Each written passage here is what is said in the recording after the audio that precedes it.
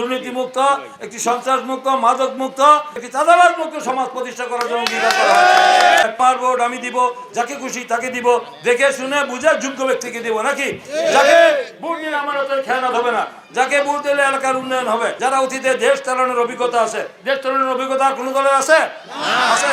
যারা আগামী দিনে মনে করে যে তারা 3টা 5টা 10টা আসনও পাবে না, তারা বিভিন্ন জায়গার বোর্ড আইডি দিয়ে বিভ্রান্তি সৃষ্টি করে মানুষের মধ্যে ভয়ভীতি দেখানো হচ্ছে এবং তারা কারচুপি করার চিন্তা ভাবনা করছে। কোনো কারচুপি করে, ইঞ্জিনিয়ারিং করে, রিগিং করে কোনো লাভ হবে? কোনো লাভ হবে না। জনগণ ঐক্যবদ্ধ হয়েছে, তাই চিন্তা করে লাভ নাই। আপনারা আমাদের সুষ্ঠু ভোট হবে, জনগণের ভোটে নির্ধারণ হবে আগামী দিনে কে দেশ পরিচালনার দায়িত্ব পাবে। তাই কোনো চক্রান্ত ষড়যন্ত্র করে এই নির্বাচনের রেজাল্ট ভিন্ন খাতে প্রবাহিত করার কোনো সুযোগ আছে?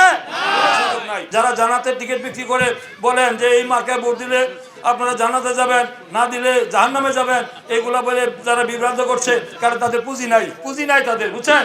এই জন্য তারা ধর্মকে ব্যবহার করে। কে জান্নাতে যাবে আর জাহান্নামে যে নির্ধারণ করে ক্ষমতা কার? আল্লাহ।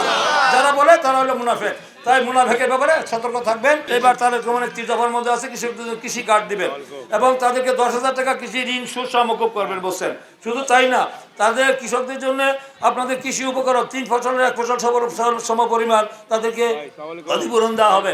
শুধু তাই নয়, এবং তাদেরকে কৃষি যে যন্ত্রপাতি এবং আমাদের কৃষি উপকরণ, কীটনাশক, এগুলো তো ন্যায্য মূল্যে এগুলো দেওয়া হবে। কৃষকরা কৃষক বাঁচা দেশ বাড়বে। এই দেশে 80% মানুষ এখনো কৃষক, তাই না? আর আপনাদের স্বাস্থ্য, সবার জন্য স্বাস্থ্য, একজন মানুষও বিনা চিকিৎসায় মৃত্যুবরণ করবে না। সবার জন্য স্বাস্থ্যের সুচিকিৎসার ব্যবস্থা করা হবে।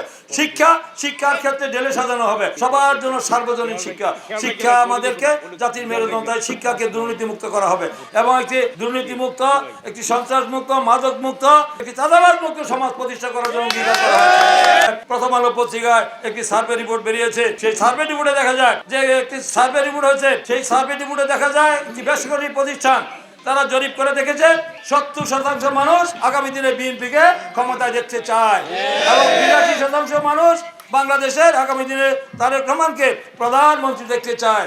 বিদেশ থেকে দেশে রেমিটেন্সের টাকা আসে নিরাপদে। তাই আজই আপনার আপনজনকে বলে রাখুন, রেমিটেন্সের টাকা যেন শুধু নগদেই পাঠায়।